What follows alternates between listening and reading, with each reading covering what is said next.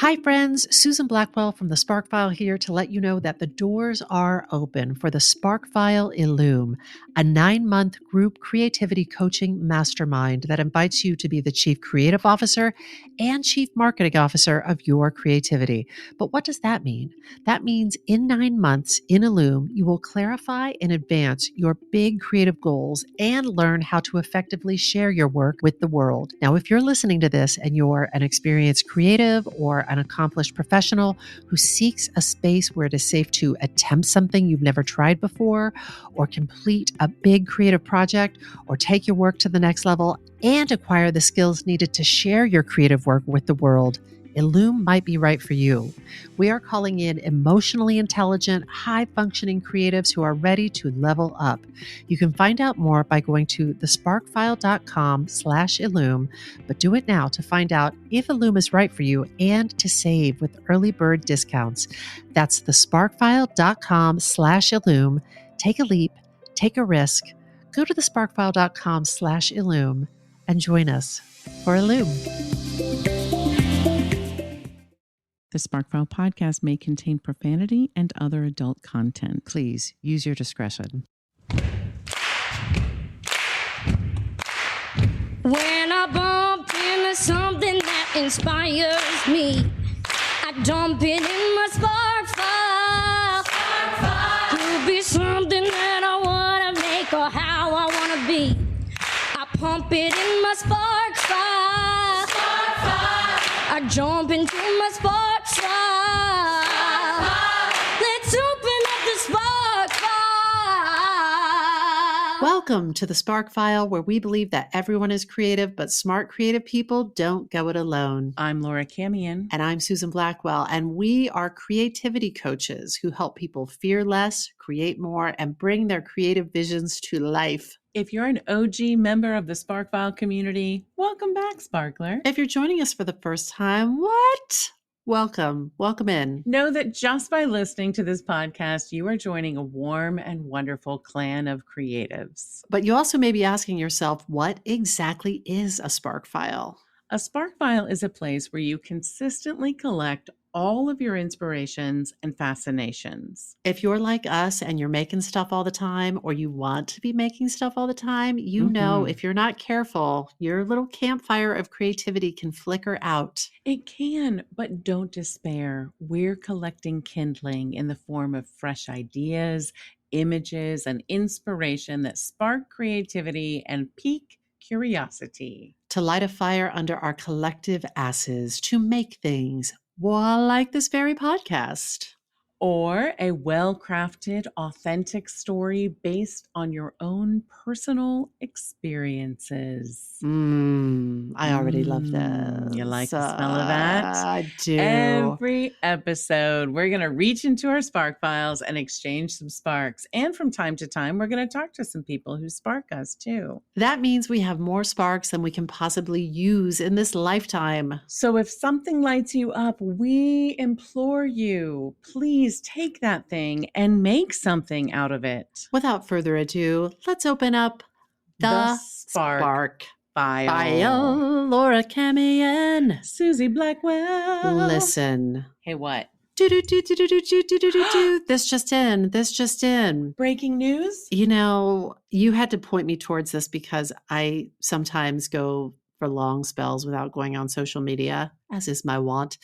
But we did that little sparklet about the Black Moth Society, aka the Thrift Creeper. And when we say we, you did. Yes. Well, we covered it briefly on the podcast, but we tagged them on the episode on Instagram. Yes. And they actually listened and wrote back. And I have to tell you, I was starstruck. It thrilled you. It gave you feelings. Me too. I wrote back to them. They were like, this made my day. Genuinely made my day. And they said it twice. I went to my husband and I was like, oh my God. I've explained the story and said that Black Moth Society had written back. And I'm just such a fan of their work, not only the things that they make, but the way that they share out their art, I think is really inventive. Yes. And it speaks to so many of my special interests in terms of like thrifting and monsters and where monsters meet thrifting. I mean, that's pretty specific. Yes. But then also there's sort of a very democratic way that this art is being distributed, and it's not to the highest bidder. It's to the person who's in the right place at the right time. And if I am reading their social media correctly, they just did their most recent sculpture is based on a ceramic bear figurine. And it sounds like they are going to be visiting some cities across our great nation and depositing some surprises in thrift stores. What I want to know, do you know this? Do they sign it? So you know that you have, in fact, discovered a black moth. I feel like I saw on one of the videos, or maybe I dreamt it, but just off the top of my head, I feel like I saw them on the base of one of the pieces, right? The Black Moth Society. Oh, I hope so. Because I just now believe that you and I will scour the nation. They said in either the comment or in the exchange when they slid into our DMs or we slid into theirs, I really don't know. They slid into ours. That they actually had cleaned the eggs out of the sculpture before they had, and I was like, did you? You mean the smelly egg one that you talked about? Yeah. Oh my God, it's amazing. My hope is that they couldn't ever fully get the smell of the eggs out. Just so it has like a little whiff of it, rotten egg. It brought this fantasy to me about wishing that there was some way that this is a very old Susan childhood wish / dream that I would somehow miraculously be in the right place at the right time, and I would be the one that would find the sculpture. I mean, that's like a lottery ticket. Yeah, it's a little bit Charlie and the Chocolate Factory. Yeah, exactly. But it could happen. It could totally happen. Sure. Yes, it could. I'm just so smitten, and I've just felt so elated to know that, like, there's so many downsides to social media, but whenever you can connect with somebody whose work that you just love, it's so it just moved me. So delicious. And speaking of, I just want to share one other. This isn't even a spark; it's just a fun thing that happened. Yeah. So, I don't know if y'all are watching Succession. It's the final season of Succession, which is a show that at first I could barely watch it because I was like, oh my God, these people are so mean to each other. Yes. But then it kind of grew on me and I was like, oh, there's something so delicious about their toxicity. Their cruelty. Yeah. And just watching the rich eat themselves. But they're really promoting this final season, and the push is on because this last episode was a very strong episode. We're speaking of episode 3, just in case but no spoilers. This may not run for, no spoilers, but I'm looking at you, Laura Coward.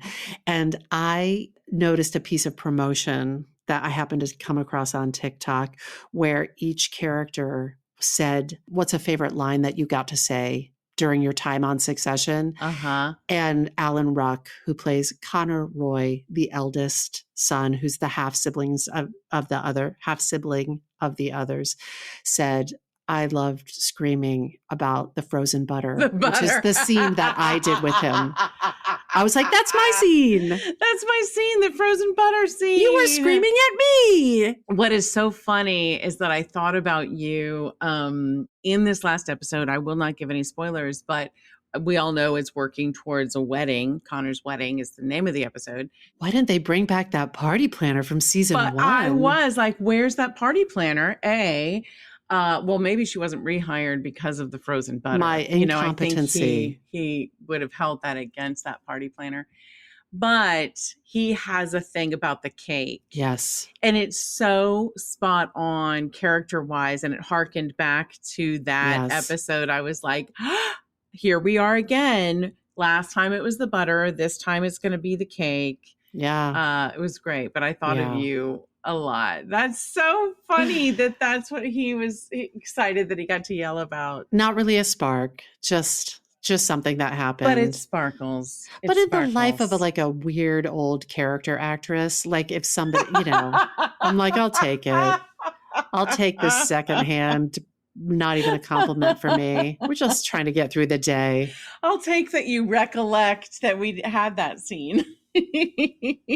That was it was fun to film. Amazing. That was really fun to do with him. And it was fun to get screamed at by him. And then he's sort of like, it was very physical. It was very fun. It was a lot of running in heels. And that was a fun memory. Brought it all back. That is awesome. I'm so happy. How about a spark? I'd love it. How about like a full-size spark? I'll take real biggie. A full banquet size spark. All right. Listen, I'm going to jump in with the spark. I think that all of our listeners are well aware of just the universal human need for storytelling. I think we could say that. Yeah. We probably wouldn't be here listening to this if you weren't. But, there's no evidence that we know of like a storytelling gene in our DNA sequence. But we do know that the human brain is wired for storytelling. The human brain wants to tell stories and hear stories. It wants to glean universal truths and morality lessons from stories. It wants to laugh at human nature, the mundane and the extraordinary. Our brains want to make meaning from our experience on this planet, and stories help us to make meaning. I love this already. Settle in. So storyteller Fatou Wari says, storytelling is sacred. It is how we keep the dead living and the living thriving. It is how we show up as our most authentic self. It can permeate artificial boundaries of race, borders, gender, language, and unequal power. It is the language of the heart, reflecting the breadth of our humanity as individuals and as a collective. I loved that quote. I was like, sing it, yes, Fatou. Sing Is it Fatou? Fatou. Because that is the fucking truth. That is the truth. Yeah. And even a lot of scientists believe that storytelling is a vital and essential component to our brain's development, social and emotional development. So it's not a small thing. It's easy to trivialize, I think. It's not a small thing. Yeah. And throughout time, we have found evidence of storytelling in virtually every human culture throughout history.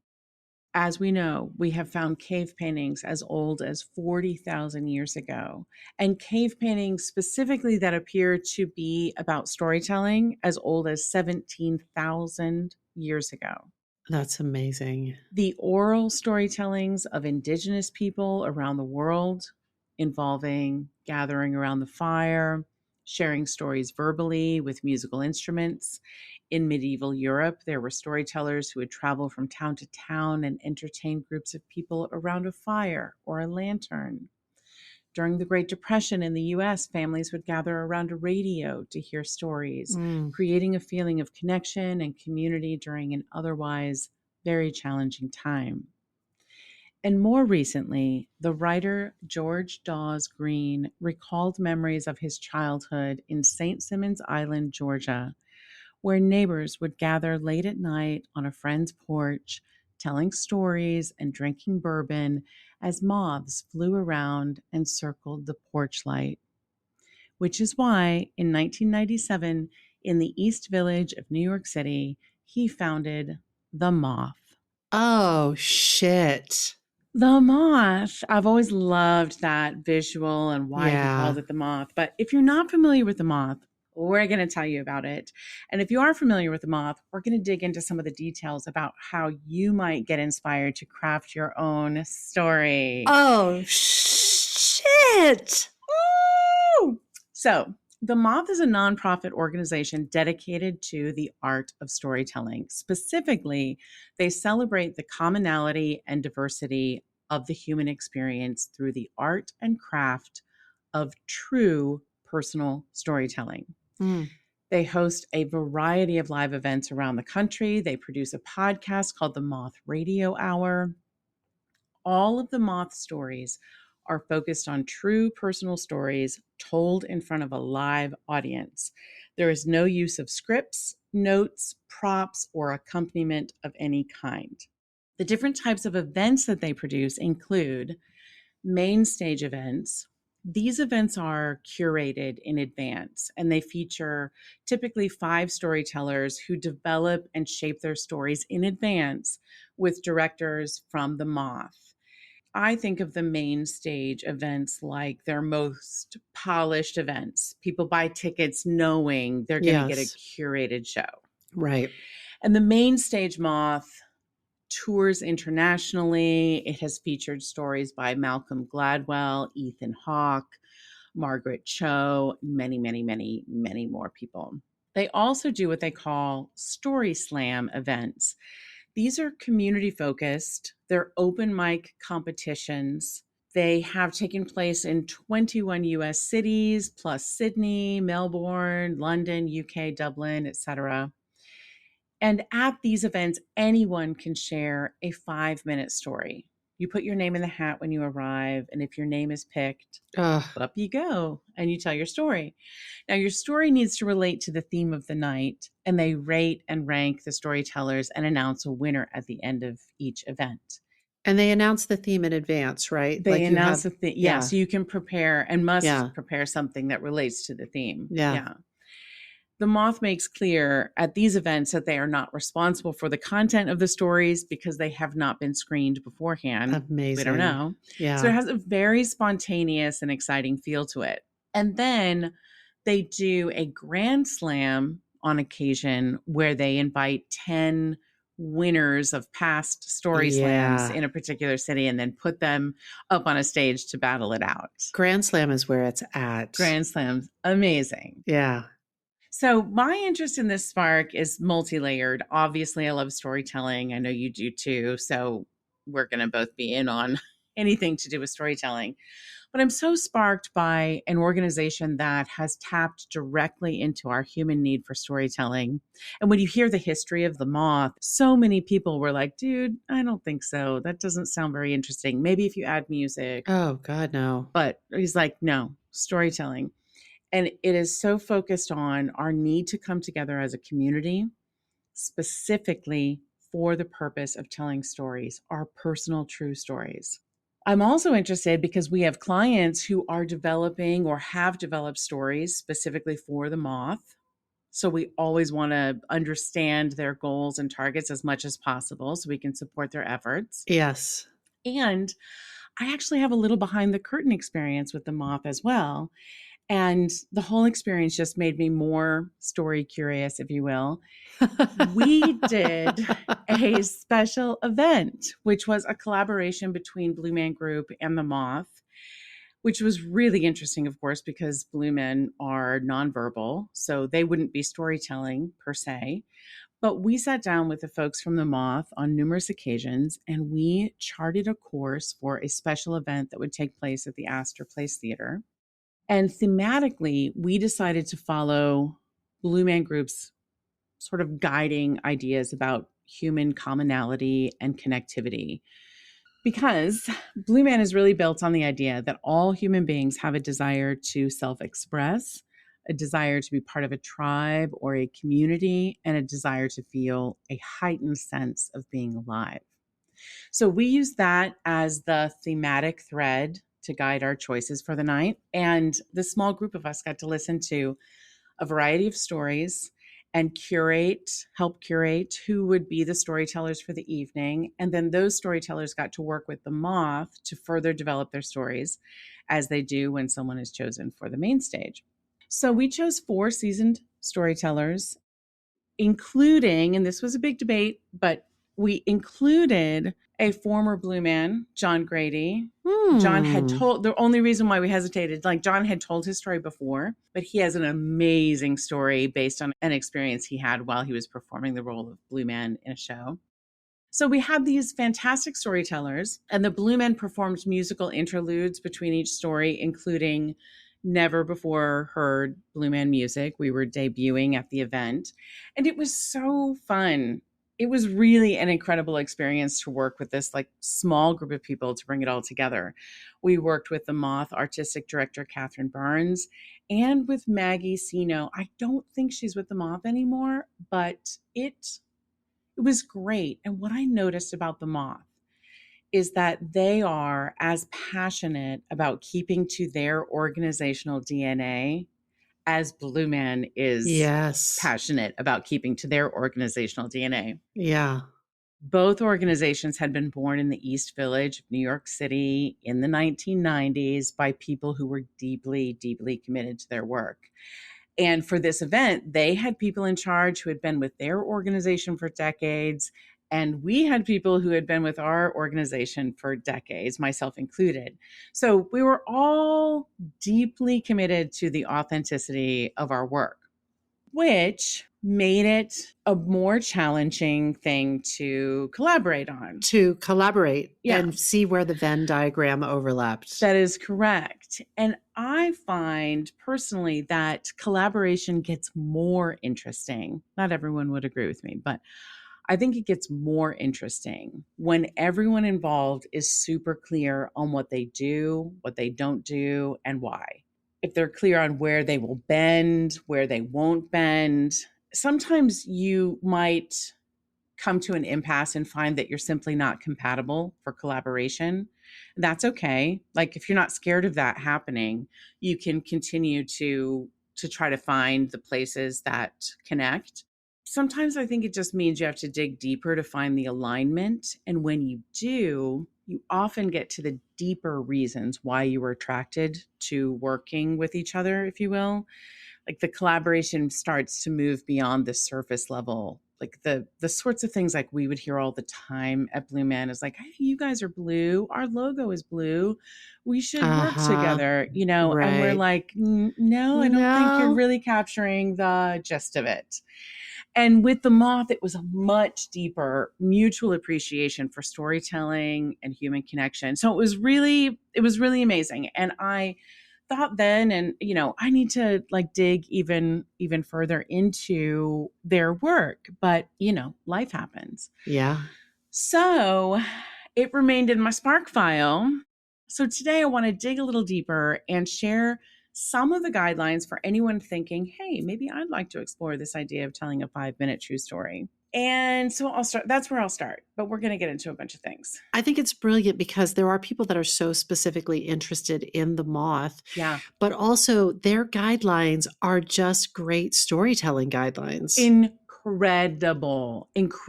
And we'll get into some of these, and I'm sure we'll have thoughts to add. But the specific guidelines for the Moth include the story must be true and personal. It should have stakes for the storyteller, something at risk for the storyteller that could be physical or emotional, or psychological risk. The story should have a clear narrative arc, a beginning, middle, end, clear structure, clear direction. And of course, they want it to be engaging and relatable, like make us care about what happens to the storyteller. It should be well crafted, well written, and well rehearsed, meaning you have mastered the pacing, the tone, and the delivery. Overall, the Moth values stories that are authentic, emotionally resonant, and well told. And no notes. And no notes. And no notes. Yep. In their book, which I cannot recommend more highly for anyone, as you mentioned, for anyone who wants to tell stories of any kind. And we'll talk more about that. But in their book, How to Tell a Story, they write, at the Moth, you can hear stories from people you know, people you thought you knew, and people you might never meet otherwise. We may start as strangers, but by the end of the story, we are closer, and that is the ultimate point. The act of sharing personal stories builds empathy, and out of many stories, we become our community. It starts with a single story. I love this. I believe that's true. 100%. I think that storytelling is the key to empathy, and it's the key, that connection is the key to actually making movement, whether it's political, whatever it is, like Yes. whether you're canvassing and you're trying to get people to open their minds to like women's reproductive rights. It's stories. Storytelling is everything. It's stories. It's everything. everything. Yeah. It is everything. I agree. I love it so much. I think of all of us like in a darkened theater, sitting knee to knee. You can hear the breath of the person next to you. And at times you gasp together, you snort together, you literally become one breath, one organism when a great story is being told. So true. And did you know, Suze, that science backs this up? That is not just a feeling. There was a study done by neuroscientist Huri Hassan that found when a person is listening and comprehending a story, their brain activity begins to couple with or align with the brain of the storyteller.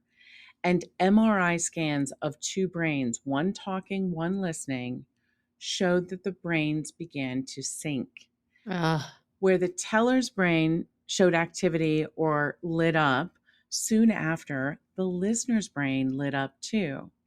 Now, this only happens when the listener is engaged and comprehending. But I learned this from the Moth's book. It's not an exaggeration that you can literally light up someone's brain, but only if your story is good. That is rad. That is fucking rad. Is it rad? Yeah, I love it. It's like mirror neurons, but from listening, simply from listening. Yes. Yeah. Now, at the Moth, they believe, and I know you and I agree, that everyone has a story. Everyone has a story. I hope you really hear that. Every single listener, everyone has a story. The stories that they share on the podcast, the Moth Radio Hour, also have been told live, by the way. So they really do commit to the idea of people gathering together for a live storytelling experience. Now, Suze, I just wanted to ask you, I think I know the answer to this, but our listeners might not. Have you ever wanted to tell a story at the Moth? It seems like so much of your writing would be a perfect fit. Yes, I actually was remembering years and years ago, I did a piece of storytelling for them, I think on camera, for something that they were doing. So I feel like technically many years ago I have, but I've never done the slam. That whole pull your name out of a hat and you might go on and you might not was a little much for my nervous system. I wonder what the on-camera thing was, though, because they really do commit to like live audience. I know, but it was a very special thing. And it was like 20 million years ago. But as you were talking, I was like, oh yeah, I remember the story that I told that had stakes. It was really, I had never told the story publicly. I have since, but for whatever reason, I think they wanted to use it. And I was like, let's not use it. But I backed away from it. But, but yeah, I've had a lot of friends. I've attended like the Grand Slam. The slams. Yeah. I really love the work that they do. And I also personally, I like to craft my stories with music, and that's not part of their jam. That's so right. There's that as well. Yeah. So, but I am a huge fan. And I believe if you can craft that 5-minute, like a really good story that's really well told, then it's the foundation. It's everything. It's everything. Yeah.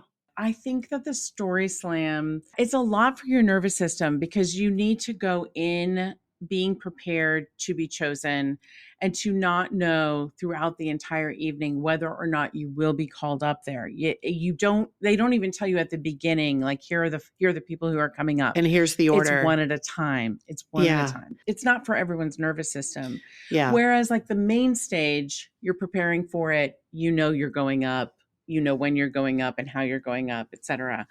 But I think it's interesting. When I think about telling a story for the Moth, I think it would be super fun.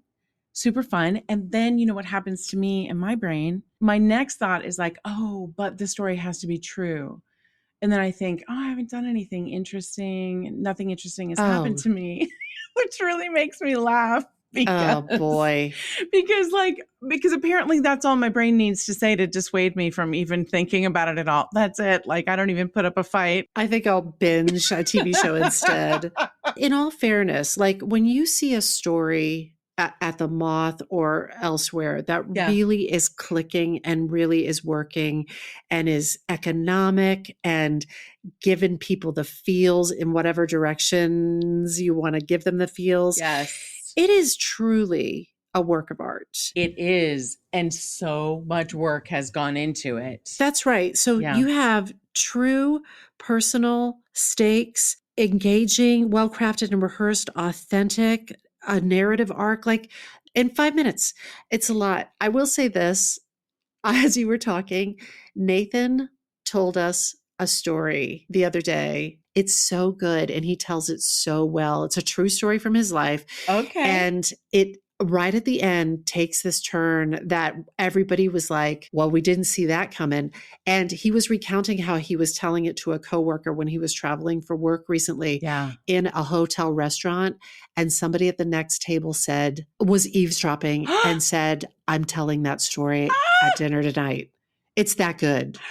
Oh my God, I need to hear it. Okay, put this on, make a note of this because I need to hear this story. That's the kind of story you want for the Yes. Moth. Yes. And we're going to get into looking Yes. at like examining and mining for those types of stories in your life because you probably have some. Yeah. You probably have some. And so when I say that, like my brain's like, oh, we don't have anything. Oh, yes, we do. Of course. I do, you do, we all do. But we just need to jog our memory a little bit. But one thing I wanted to say before we get to jogging our memory, which we will, you and I have talked at length about writing true stories and truth in storytelling in general. Right. Many of our podcasts have broached this topic and a lot of our curriculum as well. So I thought I might share a little bit about what the Moth says about the truth. I can vouch for this based on my personal experience working with them. They stand by it, but it is also all in their book, How to Tell a Story, which again, you should absolutely pick up if you have any interest in developing a story of any kind. This is such a good spark, Laura. Oh, thanks, Suze. Oh my Thanks. God. I mean, I feel like I could get, we could talk forever, but I got to get this book. the book is Oh my so God. good. Yeah. It's so good. It's so helpful. So at the end of the Moth Radio Hour, they say Moth stories are true as remembered and affirmed by the storytellers. They recognize, as we have on many occasions, that memory is fallible. Dr. Wendy Suzuki, who is a Moth storyteller and a neuroscientist, says, our memory is precious because it provides the scaffolding for who we are as a person, including defining our own personal histories. However, at the same time, our memories don't act like a YouTube video recording every move in precise detail. Instead, our memories are fallible, inaccurate, and can be modified literally every time we recall them. Something that they say, which I thought was really interesting, is that you construct a story from memory. You might be as accurate as possible, but what you remember about the event is not all there was to remember. Just sit with that for a second. Like, what I recall happening is not even close to all there was to remember. I've got like a little highlight reel of this, and this is what happened, and I'm positive about it. But there's a lot of other stuff to remember. Another storyteller, Frimmit Goldberger, said, stories are not static. They grow, they shrivel, they stretch on one side and shrink on the other. Like people, stories evolve, even and especially our own stories. Memory is unreliable. We tend to remember things based on present perceptions. And in that sense, no person's story stays the same. So that's why, like, even every time we tell a story, we might recall new details, or we might enhance something that was well received the last time we told the story. This book has some really, really great tips in regard to telling true stories.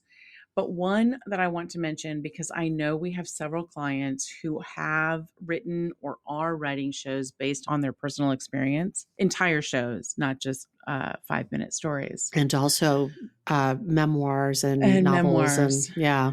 So this was big.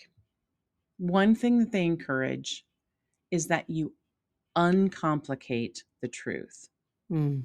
I'll say that again, uncomplicate the truth. And they give an example of how we can feel multiple things at one time. It is possible to be incredibly grateful for a lifeboat, but also deeply resentful of that lifeboat. Like perhaps you were not really drowning and you wanted the opportunity to prove how strong you are, but also you're kind of relieved that you didn't have to exhaust yourself, and a ride on the lifeboat is going to be much quicker than making the swim yourself. Which feelings we include or delete from the story are all based on the point of the story. Mm. Is this information relevant to your story arc? Mm-hmm. Sometimes complexity is what the story is about. If that contradiction is the point of the story, then both of those feelings stay in. Mm-hmm. But if it is not relevant to that, if it's about anything else, then one of them has to go. We can't explain like the complexity of everything without Every shade, losing the nuance, point. Yes. dimension of every moment. Yeah, without losing the point of the story. Yeah. I feel like there are times like when we're writing from personal experience, we want to share these complexities because we are complex as human beings. Uh-huh. But if it makes the story muddy, it isn't useful. Yes. It's not useful unless you are literally writing a story about the complexity of being human. Uncomplicate the truth. Just uncomplicate it. And even if you are writing about the complications of being human, you still have to make choices. You still have to make choices. Yeah. You Yeah. absolutely must. And the last thing I'll say on this topic, this is true for the Moth, and I think any storytelling that is based on personal experience, you can spice it up.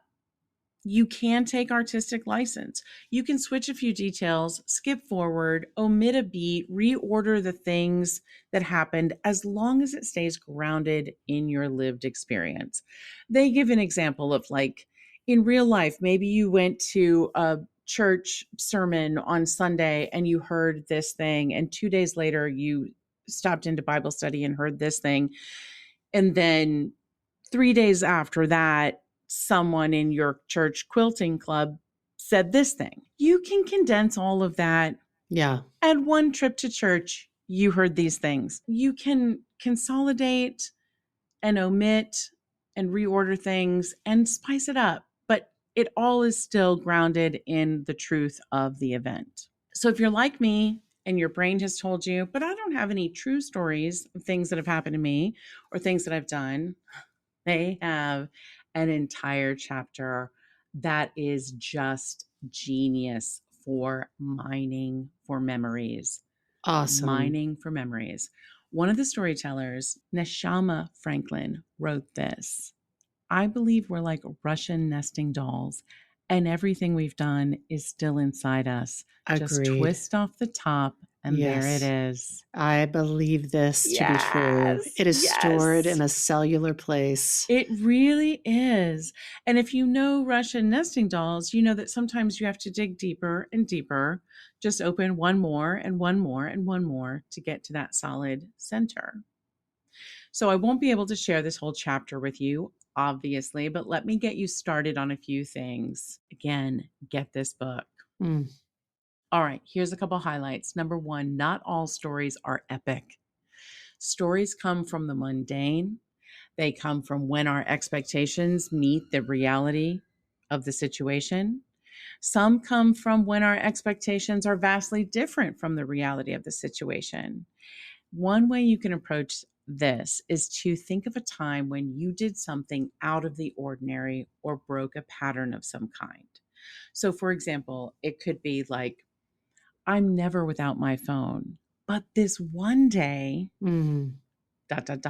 I never walked to work, but this one day, or I swore I would never sign up for a dance class, but this one day. Right. So when did you break a pattern? Number two, stories can come from moments of change, transition, or upheaval. Was there a time you changed a belief that you held, or had a moment when everything came into focus? Was there a time you discovered you were just plain wrong about something? This one is all about how you are a different you than you were at the beginning of the story. Change, baby. We love to see We it. love to see it. This is the I used to be like this, Yeah. but now I know different. Stories can come from decision points. Consider, was there a time you made a choice that altered the course of your life? To marry or not marry, stay married or not stay married, quit your job, fire someone. Did you make a choice to speak up or step back? Did you make a choice to drop a friendship? Or did you discover a dynamic that needs to change? Did you decide to change it or not change it? Move across the country or not? Did you make a choice to invite someone in or not invite them in? Decisions, decisions, decisions. These are all ripe for stories. Number 4, look for the ouch, as they say. Look for the ouch. We might say, put the pain in the light. Find the pain and put it in the light. Mike Birbiglia said, what I've found over the years is you know you're on the right track with finding a story if it makes you very uncomfortable to tell it. Yes. If you want to bail out at many stages of it, you know you're going in the right direction. Yeah, I agree with that. Right? These can be based around a mistake we made, something we should have seen coming, something we're almost too embarrassed to tell anyone. This is what, when we say like our biggest mistakes can lead to our greatest stories, this is right here. Right here. Now, I'll just share a couple more. We're in different chapters now, but a couple more highlights in terms of telling a story for the Moth or otherwise, frankly. But Yeah. this is all supported by the Moth storytelling techniques. First and foremost, every story needs a point. Every story needs a point. Before you start telling a story, think about the central message or idea you want to convey to your audience. Without a point, a story feels like you're rambling. And although you might think it's charming and fun, it can really leave people quite unsatisfied and confused. That's a harsh reality. I feel like, oh, I was just brutally honest there. But And sometimes the point doesn't have to be like this deep, deep aha. The point can be that is weird and funny. And that's when I knew I had to move out of that apartment. that's exactly right. Yeah. Yeah. I was listening to The Moth recently, and there was a story of, I guess the point was like a newly divorced woman. Dating apps are like those notes you get in 4th grade. Do you like me? Yes or no? And she tells an amazing story. And that was the point. Yeah. So sometimes people feel resistant to identifying a point. And I find that interesting, not just about Moth stories, but in general. Yeah. And sometimes people are like, but it doesn't have a point. It's like a slice of life. It's a little character-driven moment. But friends, in communication of all kinds, one of the first lessons you learn is that just because you are not defining the point doesn't mean that people aren't deriving a point from it. Our brains will fill a vacuum. So if you're not defining the point, our brain will work overtime to try to create some meaning. You must be telling us for some reason. Yes. So our brains are spinning. We may or may not come to the conclusion of the point that you were trying to make. Maybe there was no point at all, but our brains are still going to be searching for it. And it can be really frustrating for everyone. For everyone. Now, you don't always have to state the point. Like, you don't have to say the words, the point of this story is, but sometimes you can and you do. But either way, the point should be clear.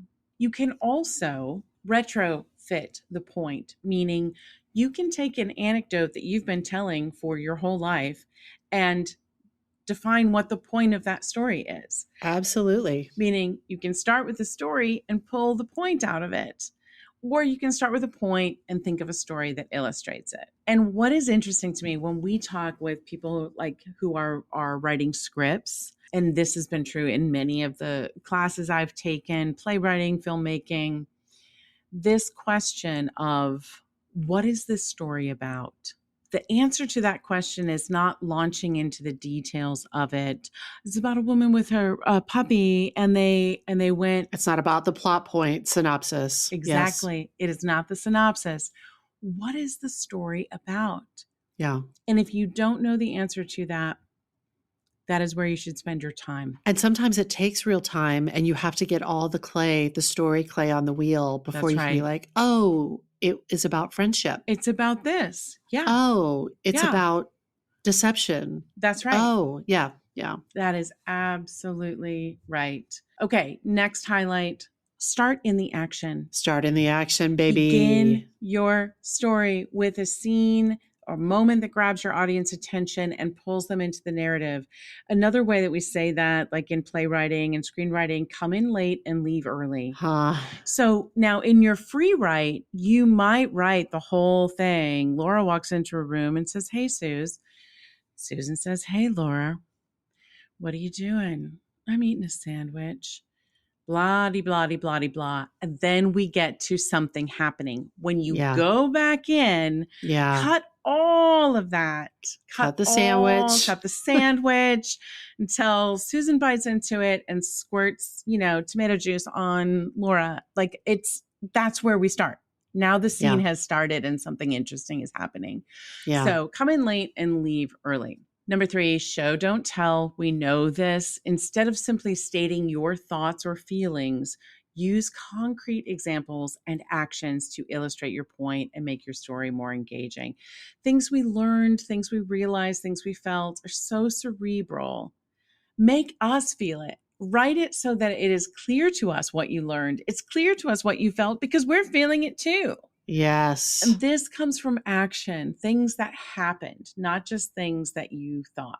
That's right. Make your audience care. Something needs to be at stake, and we need to care about it. And that's whether it's funny, whether it's serious, it doesn't matter. It needs to be emotionally resonant to connect with us. Number 5, edit ruthlessly. Yes. Edit ruthlessly.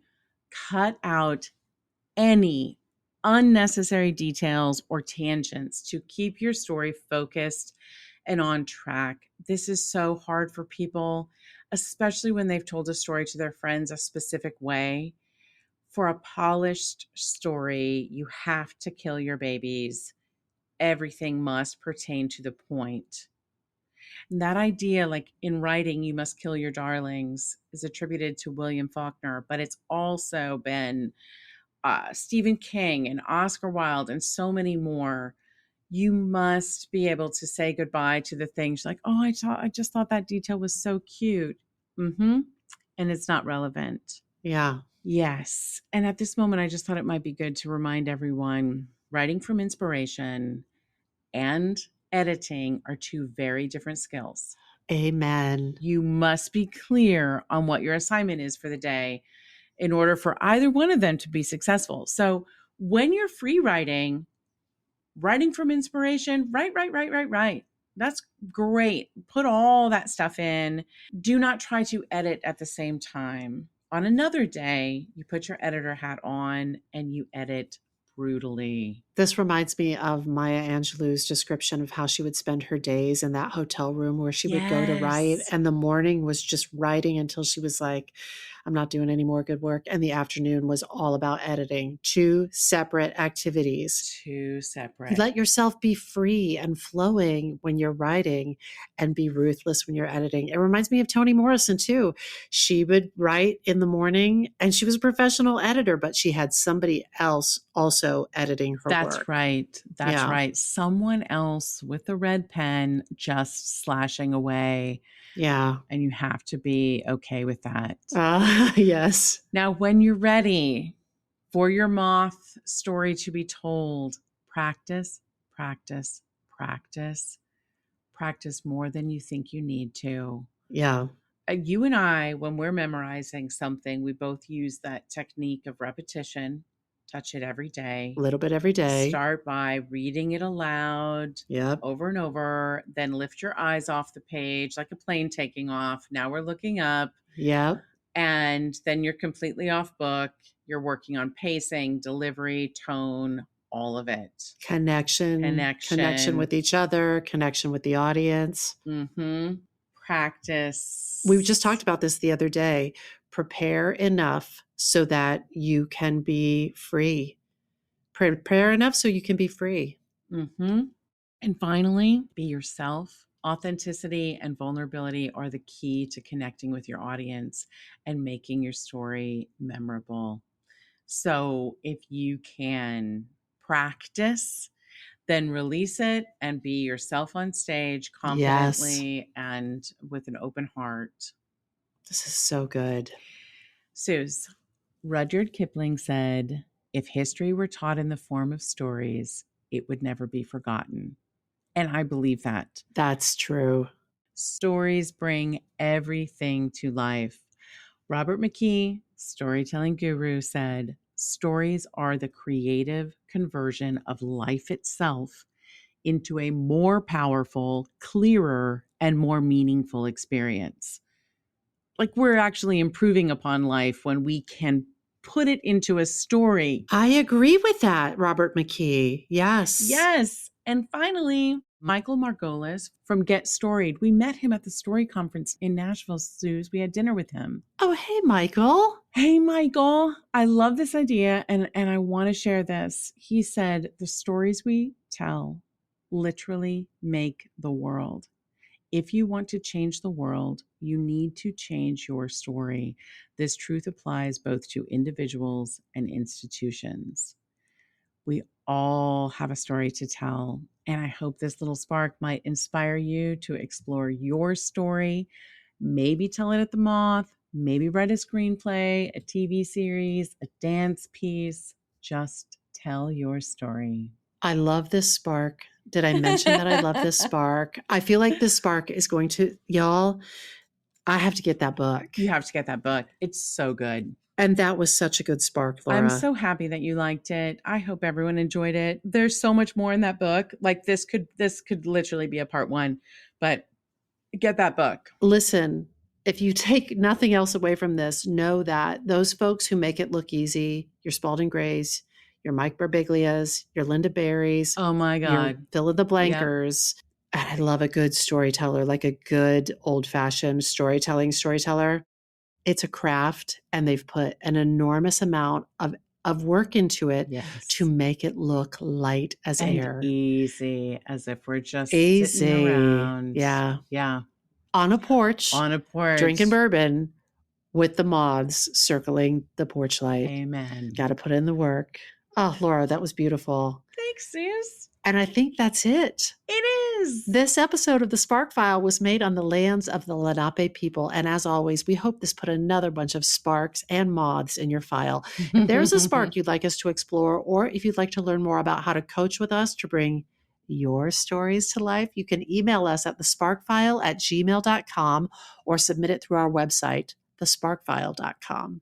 We will even happily take your feedback, but you know the price of admission.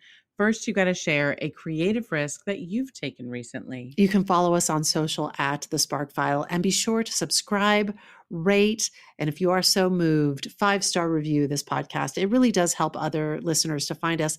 And if you like this podcast and you found it used to be useful, we hope that you'll share it with people that you love. And if you didn't like it, I hope that next time you're up on stage telling a story, people are like, boo! Oh, that's so mean. That's so mean. Jeez, sorry, I take it all back.